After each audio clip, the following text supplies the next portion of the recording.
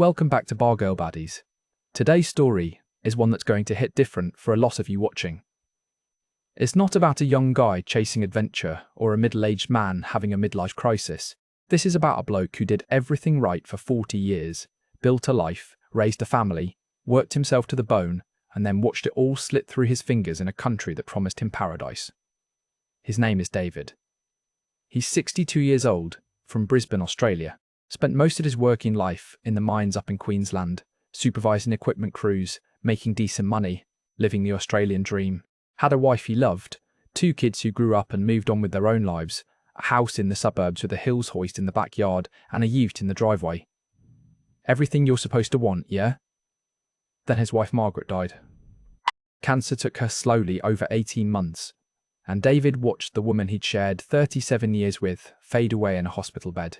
After the funeral, after the casseroles from neighbours stopped coming, after his kids went back to Sydney and Melbourne to their own families, David found himself alone in that house. And mate, alone doesn't even begin to cover what he felt. He had money, nearly $500,000 Australian dollars in his superannuation, the house paid off, decent savings. But what's money worth when you wake up every morning and there's no reason to get out of bed? When the silence in your own home feels like it's suffocating you. That's when David discovered Thailand. Not the party Thailand, not the gap year Thailand, the retirement Thailand. The YouTube videos with titles like Live Like a King on $2,000 a month and My Best Life in Paradise. Expat forums filled with blokes his age talking about the sunshine, the low cost of living, the way life just felt easier over there. After Melbourne's grey winter that year, after months of rattling around that empty house, Thailand started looking like oxygen after drowning, so he did what thousands of Australian men do. He sold the house, cashed out his super, said goodbye to his kids over awkward dinners where they smiled and said they were happy for him. But their eyes said they were worried. He packed 2 suitcases and flew to Pattaya with $480,000 in his bank account and hope in his chest for the first time since Margaret's diagnosis. Let me hand this over to David now. He sent us his story a few months back, and I want you to hear it in his own words. If you're watching this from somewhere warm, thinking about making a big move, or you've got a father or uncle talking about retiring abroad, pay attention. And if you've been through something similar, drop a comment and let us know where you're watching from. Hit that like button if you've ever ignored red flags because you wanted something to be true. Subscribe if you want more real stories like this. Alright, here's David. I'm not going to sugarcoat it for you. The first few months in Pattaya felt like being born again. I know that sounds dramatic, but when you spent 18 months watching your wife die, then another 6 months living in a house that smells like her perfume but doesn't have her in it, arriving in Thailand feels like stepping into colour after living in black and white. The heat hit me the moment I walked out to Suvarnabhumi Airport. Proper heat. The kind that makes you sweat through your shirt before you've even found the taxi queue. But it wasn't oppressive. It was alive. Back in Brisbane, I'd spent the last winter barely leaving the house. Here, the warmth felt like an invitation. I'd rented a condo online, sight unseen. Modern building in Jomtien, 15th floor, balcony overlooking the beach. 25,000 baht a month, which is about 1,000 Australian dollars. For that, I got 2 bedrooms, a kitchen I actually wanted to cook in, a pool downstairs, and a view that made me understand why people write songs about the ocean. Every morning I'd wake up, make a coffee, and stand on that balcony watching the sun come up over the Gulf. No alarm clock, no job to drag myself to, no hospital visits. Just time, stretching out in front of me like that beach. I joined a few expat groups. There's this whole community of blokes like me, retirees mostly, meeting up at British pubs for Sunday roasts and Australian bars for footy matches. Some of them had been here 5 years, 10 years, 20 years. They knew which visa agents to use, which dentists spoke English, where to get proper bacon. They welcomed me in like I'd always been there. Frank from Adelaide, Roger from Perth, Jimmy from Newcastle. We'd sit at beachfront bars drinking chang, and for the first time since Margaret died, I felt like I belonged somewhere. I even started taking Thai lessons twice a week. This little language school near Walking Street, taught by a university student named Som, who had the patience of a saint trying to teach a 62-year-old Australian man how to hear the difference between 5 different tones. I was terrible at it, but I showed up. I was trying. I was living. 3 months in, I went to this restaurant right on the beach.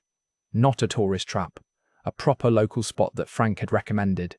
They did this incredible grilled fish with som tam that'd blow your head off if you weren't careful. I'd been going there maybe once a week, always got the same table under the tree with the fairy lights. That's where I met Nok Dok. She wasn't my waitress that night, but she came over when she saw me struggling with the Thai menu. She was 38, which I found out later, but she had this warmth about her that had nothing to do with age. Good English, not perfect, but we could actually have a conversation. She asked me about Australia, told me about her son who was studying at university in Chiang Mai. Civil engineering, she said. She was proud of him, you could tell. We talked for maybe 20 minutes that first night, nothing heavy, just easy conversation. She asked if I was retired. I told her about the mining work. She told me she'd worked at the restaurant for 3 years, lived with her sister nearby. When I left, she smiled and said she hoped I'd come back. Not in a flirty way, just genuine. So I did come back. Next week, same night. She wasn't working. The week after, she was there, and her face lit up when she saw me. We talked longer this time. She asked about my family, and I told her about Margaret. Not the whole story, but enough. She listened in a way people back home had stopped doing, not with pity, just with presence. It became a routine. I'd go Tuesdays and Fridays. If she was working, we'd chat. If she wasn't, I'd eat my fish and leave disappointed. After a month of this, I asked if she'd like to get coffee sometime when she wasn't working. She said yes. Now, I know what you're thinking. 62-year-old Western bloke, Thai woman in her 30s who works at a restaurant. I've read the forums. I knew the stories. But Nok wasn't like that. She wasn't hanging around Walking Street or working in bars. She had a job, a family, a life. She wasn't some young thing looking for a sponsor. We were both adults who'd lived full lives and had the scars to prove it. Our first proper date, we went to a wat up in the hills behind Pattaya. She wanted to show me the view, she said.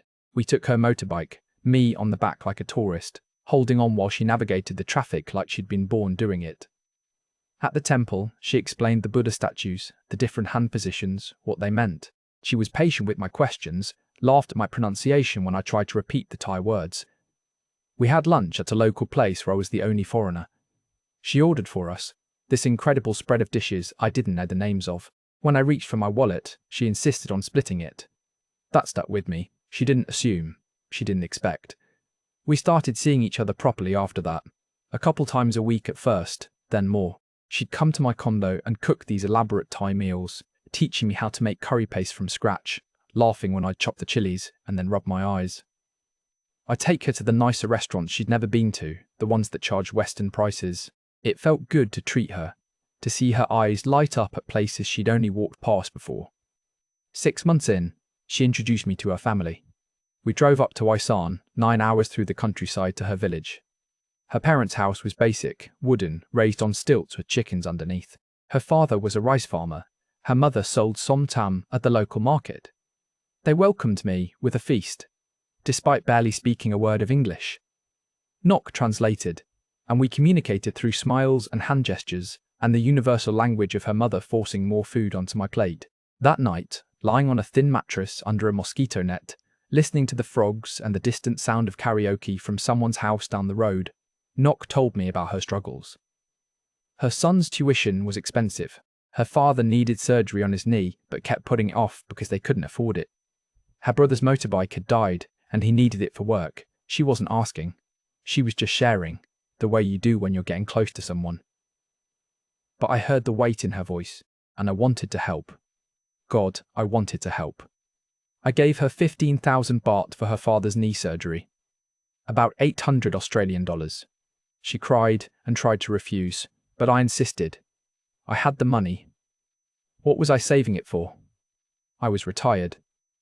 I had no mortgage, no debts. I could afford to help the family of the woman who'd made me feel human again. The surgery happened. Her father sent me a message through Nok, thanking me in broken English. I felt like a king. Like the first mattered. A month later, her son's tuition payment was due and she was short. 5,000 baht. I transferred it without her even finishing the sentence. Then her brother's motorbike. Then the roof on her parents' house that was leaking. Then renovations to make the house more comfortable for her aging parents. The amounts got bigger. The requests came more frequently, but each time there was a reason. A real reason, not some made-up story. I'd met these people. I'd eaten at their table. They were good people having a hard time, and I was in a position to help, not moved into my condo around the 9-month mark. It made sense, she said. She was staying over most nights anyway, and the money she'd save on rent could go to her family. I loved having her there. The condo that had been a lonely box suddenly felt like a home. She'd arrange flowers in vases, cook breakfast on the weekends, fold my clothes in that precise way Thai people do. I added her to my bank account. Just for convenience, I told myself. If she needed to buy groceries or pay a bill while I was out with the lads, she could. It was easier than constantly transferring money back and forth. The expat group started making comments. Nothing direct, just gentle warnings disguised as banter. Frank pulled me aside one night after a few beers and told me to be careful. Roger mentioned a bloke he knew who'd lost everything to a Thai girlfriend. Jimmy just shook his head when I talked about the renovations on Nock's parents' house. I got defensive. They didn't know her. They were just bitter old men who'd had bad experiences and were projecting. Nock wasn't like that. She loved me. I could feel it in the way she touched my arm when we talked, the way she'd curl up next to me at night, the way she'd introduce me to her friends as her farang. But things were changing, slowly enough that I didn't want to see it. She was on her phone more, always messaging someone. When I'd ask who, she'd say her sister or her mother or friends from work. She started going out more on her own, saying she needed to help her mother at the market or visit her aunt who was sick. She'd come home late, smelling of cigarettes even though she didn't smoke. The physical affection dropped off. We'd gone from making love a few times a week to once every 2 weeks, then less. When I'd try to initiate, she'd be tired or not feeling well or had already showered. The requests for money didn't stop though. Those kept coming with clockwork regularity. I started checking my bank balance more often. I'd come to Thailand with $480,000 18 months earlier. I knew I'd spent a fair bit on rent, on living, on enjoying myself, but the numbers weren't adding up the way I expected. I was down to $240,000. Half my money gone in 18 months. I told myself it was fine. I was living well. I was helping people I cared about. Money was meant to be spent, not hoarded. But a small voice in the back of my head, the voice that sounded like Frank from Adelaide, kept whispering that something wasn't right. Then one morning I got a notification from my bank. Large withdrawal.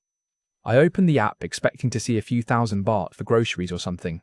The account showed $47,000 remaining. $433,000 had vanished in less than 2 years. I sat on the balcony, staring at my phone, watching the sun rise over Jomtien Beach, and felt the same suffocating emptiness I'd felt in that house in Brisbane after Margaret died. Except this time, I'd done it to myself. I confronted Nock that evening when she came home from work. My hands were shaking when I showed her the bank statement on my phone. I asked her to explain the withdrawals, the transfers I didn't recognise, the amounts that didn't match what she'd said she needed. She looked at the screen for maybe 3 seconds before her face changed. The warmth I'd fallen in love with disappeared like someone had flicked a switch. She got defensive first, asking why I was checking up on her, whether I didn't trust her. Then she got angry, saying I'd offered to help her family, that she'd never forced me to give anything. She was loud enough that I worried the neighbours would hear. I tried to stay calm. I told her I just wanted to understand where the money had gone. I wasn't accusing her of anything, I just needed to know. That's when her strategy shifted. She started crying, saying I was being cruel, that she'd given me 2 years of her life, and this is how I repaid her. She said, "Farang always think Thai people are trying to steal from them, that I was just like all the other bitter old men who couldn't accept that a Thai woman might actually care about them." For a moment, I almost believed her, almost apologised. That's how good she was. But then I asked about specific transfers. $20,000 to an account I'd never heard of. $15,000 to another. $35,000 withdrawn in cash over 3 months in amounts just small enough that I wouldn't notice each individual transaction, but big enough to add up to devastation. She couldn't explain them. She tried, started talking about her son's tuition, her father's medical bills, the house renovations. But I'd been keeping my own records now, and the math didn't work. Her son's tuition was maybe $12,000 a year. Her father's knee surgery had been less than $1,000. The house renovations maybe $5,000 total. I asked her directly, where did the rest go? She stood up from the couch, walked into the bedroom without saying a word, and started packing. Just like that. No explanation, no apology, no admission of guilt. She threw clothes into a bag, grabbed her makeup from the bathroom, unplugged her phone charger. I followed her, still asking questions, my voice getting higher and more desperate. She ignored me completely, moving through the condo like I wasn't there. She took jewelry I'd bought her, a laptop, a camera, my good watch that I'd left on the dresser. When I told her those were mine, she said I'd given in to her, that everything in this condo was partly hers now. Within 40 minutes of me showing her that bank statement, she was gone. She called someone on her phone, speaking rapid Thai. I couldn't follow, and 15 minutes later, a motorbike pulled up downstairs. She didn't say goodbye, didn't look back, just wheeled her bag out the door and disappeared. I stood in that empty condo, the same condo that had felt like home that morning, and it was silent except for the aircon humming and the distant sound of traffic below. She'd left behind a hair tie on the bathroom counter and a coffee mug in the sink. That was it. 2 years of my life, $400,000, and all I had left was a hair tie and dirty dishes. I spent the next 3 days trying to reach her. Every call went to voicemail. Every message went unanswered. I drove to the restaurant where she'd worked, but the owner said she'd quit 2 days ago. Didn't give notice, just called and said she wasn't coming back. I went to her sister's apartment, the address she'd given me, but a different family lived there. Said they'd been there 5 years. No one named Knock had ever lived there. That's when the real panic set in. I started going through everything with clear eyes for the first time. I checked the bank records thoroughly, tracing every transaction. The pattern was obvious once I wasn't in denial anymore. She'd been taking larger and larger amounts, testing what I'd noticed, what I'd question. The transfers to unknown accounts had started small 6 months ago and escalated dramatically in the last 3 months. I found receipts she'd left behind. A gold necklace purchased for 60,000 baht that she'd claimed was for her mother. A motorbike registration in someone else's name. Payments to a condo in Pattaya that definitely wasn't the one we were living in. Her son wasn't in university. I found him on Facebook through her profile before she blocked me. His profile said he'd graduated 3 years ago and worked at a bank in Bangkok. The medical emergency with her father's knee. I'd met her father. He walked fine. Rode a bicycle around the village. No limp, no surgery scars, nothing. Everything had been a lie, not some of it. Everything. I went to the tourist police station on Beach Road, sat in a plastic chair under fluorescent lights, while a young officer who spoke decent English took my statement.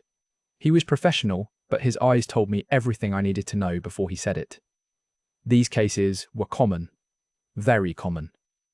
Recovery was rare. If I wanted to pursue it legally, I could, but it would cost money I didn't have anymore for lawyers and translators, and even if I won, which was unlikely, collecting the judgment was nearly impossible. He gave me a card for a legal aid organisation and suggested I be more careful in the future. That was it. No investigation, no detective work, no justice. Just a case number in sympathy. I was now a statistic. Another stupid Farang who trusted the wrong person. The reality of my situation hit me in waves over the following weeks. I had $47,000 left. My condo rent was prepaid for another 4 months, so I had until then to figure out what came next. After that, I'd be paying 25,000 baht a month for a place I could no longer afford. I couldn't go back to Australia. That was the thing that kept me up at night. I'd sold my house in Brisbane for $380,000. Property prices had gone up since then. Even a modest place now would cost me more than I had left. I had no job. And who's hiring a 62-year-old former mining supervisor with a 2-year gap in his resume? I'd burned through my Super 1, had the Australian pension to look forward to when I hit 65.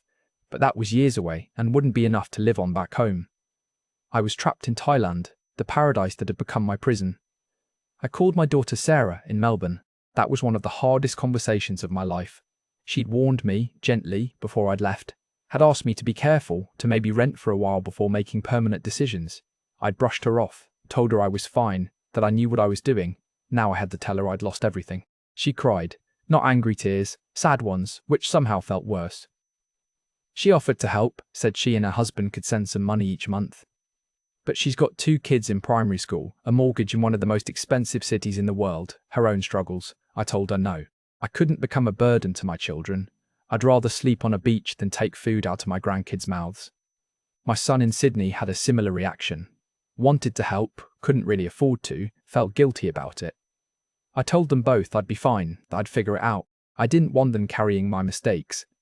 The expat crew was kind but distant. Frank bought me a beer and said he was sorry. Roger shook his head and muttered something about trying to warn me.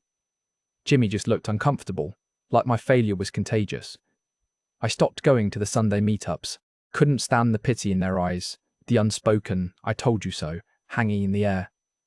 When my condo lease ended, I moved to a studio apartment in a Thai neighbourhood near Sukhumvit Road. No view, no pool, no expats. 6,000 baht a month for a concrete box with a fan, a mattress on the floor, and a bathroom where the shower was just a hose over the toilet. The kind of place I'd have pitied someone for living in 2 years ago. My neighbours were Thai families, motorbike taxi drivers, market vendors. Nobody spoke English. I was invisible again, but in a different way than I'd been in Brisbane. There, I'd been invisible because nobody cared. Here, I was invisible because I didn't belong. I needed income. The pension wouldn't start for 3 years. My savings were disappearing faster than I'd calculated when I factored in food, utilities, visa runs, the random expenses that come up when you're living on the edge.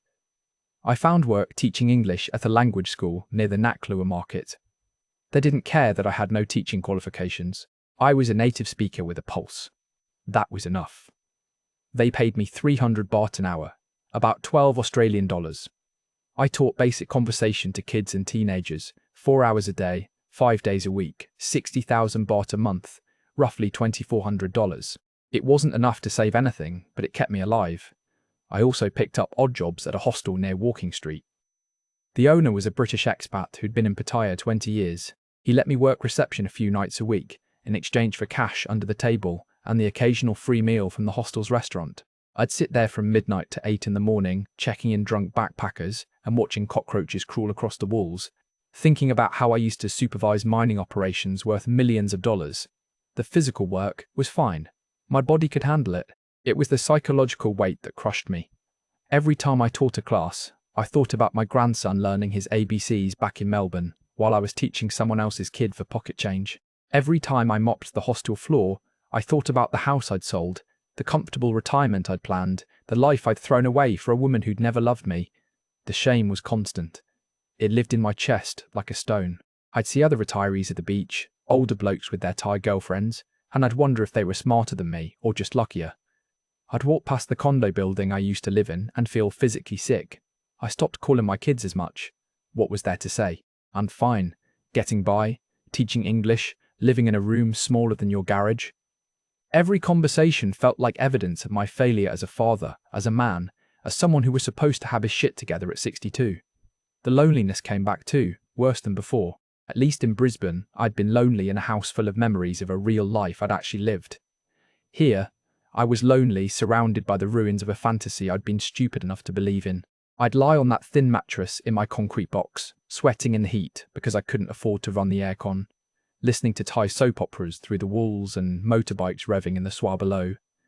And I'd try to figure out where exactly it had all gone wrong. Was it trusting Nock? Was it adding her to my bank account? Was it ignoring the warnings from Frank and Roger and Jimmy? Or was it earlier than that? Was it selling the house, cashing out my super, coming to Thailand in the first place? Or maybe it was even further back. Maybe it was spending 40 years building a life that could be dismantled so quickly once Margaret was gone. Maybe it was never teaching myself to be alone, to be whole without someone else completing me. The worst realization came slowly, in pieces I didn't want to fit together. I hadn't been in love with Nock. I'd been in love with feeling needed. After Margaret died, after my kids moved away, after retirement turned me from a man with purpose into a man with nothing but time, Nock had made me feel useful again. Important, necessary. That's what I'd bought with $400,000. Not love, not even companionship really. Just the temporary feeling that I mattered to someone. And that's the part one can't forgive myself for. Not the money, not even the stupidity of ignoring obvious red flags, but the fact that I was so desperate to feel alive again that I let myself be used. That I chose comfortable lies over difficult truths because the lies felt better. I don't blame Nock anymore. I did at first, spent weeks imagining confrontations where I'd tell her off, fantasies where she got arrested or karma caught up with her. But that faded. She saw an opportunity and took it. She probably has a half dozen blokes like me on rotation, each one funding a piece of her actual life or thinking they're special. The person I blame is myself, for being weak, for being naive, for thinking that moving to Thailand could fix what was broken inside me instead of just relocating the problem to a place with better weather. I'm still here, still teaching English to teenagers who don't want to learn, still working night shifts at a hostel for cash under the table, still living in that concrete box in a neighborhood where I'm the only white face. I've got maybe $30,000 left in the bank now. That's my safety net, my emergency fund, my future. I'll be here until I'm 65 and the Australian pension kicks in. Then I'll have to decide if I can afford to stay in Thailand on that, or if I need to go back to a country where I no longer have a home, where I'm just another pensioner trying to survive on government money in one of the most expensive countries in the world. The dream of retirement paradise? It died the day I checked that bank balance and saw $47,000, where there used to be nearly $500,000. What I have now isn't a dream, it's just survival. And some days, I'm not even sure it's worth it. But I keep going because what else is there to do? You don't get to give up just because you destroyed your own life through stupidity and desperation. You live with it. You wake up every morning in that concrete box, you teach those classes, you work those night shifts, and you carry the weight of knowing you did this to yourself. That's my retirement in Thailand. That's what paradise looks like when you're stupid enough to confuse loneliness with love and desperate enough to pay any price for the illusion of mattering. I can't change what happened. Can't get the money back. Can't undo the decisions. Can't go back to who I was before Margaret died and everything fell apart. All I can do is tell you this story and hope that maybe, just maybe, someone reads it before they make the same mistakes I did. Because the thing about cautionary tales is they only work if someone actually listens to them, and by the time I realised I was living in one, it was already too late. That's the outro from me, but let me bring back our host to close this out properly. Thank you, David, for sharing that with us. I know that wasn't easy to write, and it's not easy to hear either. Look, I want to say something to everyone watching this. David's story isn't just about Thailand. It's not just about bar girls or scams or naive foreigners getting taken advantage of. This is about what happens when grief and loneliness and the human need for connection collide with opportunity and manipulation. David wasn't stupid. He was hurting.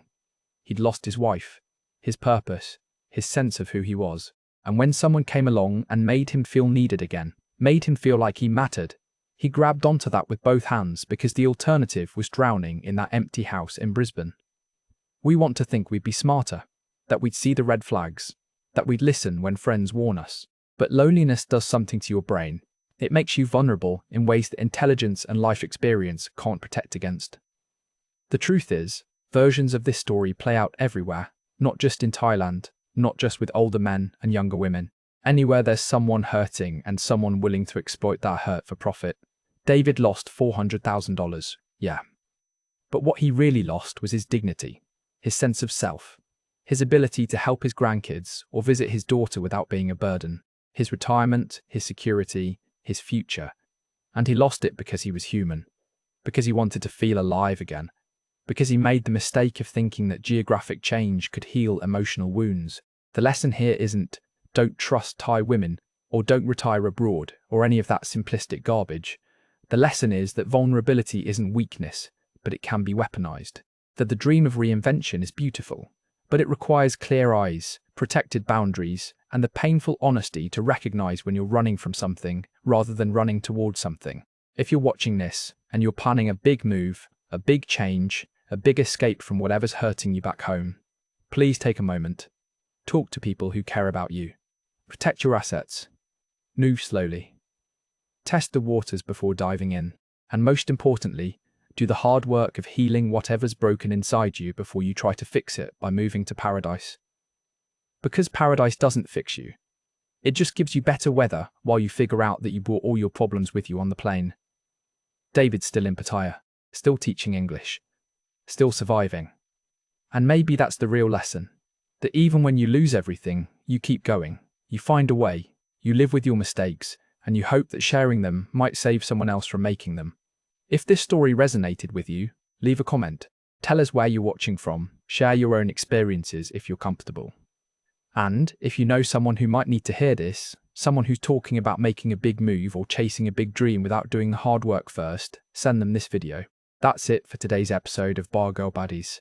Take care of yourselves out there, and remember, the person most responsible for protecting your future is you.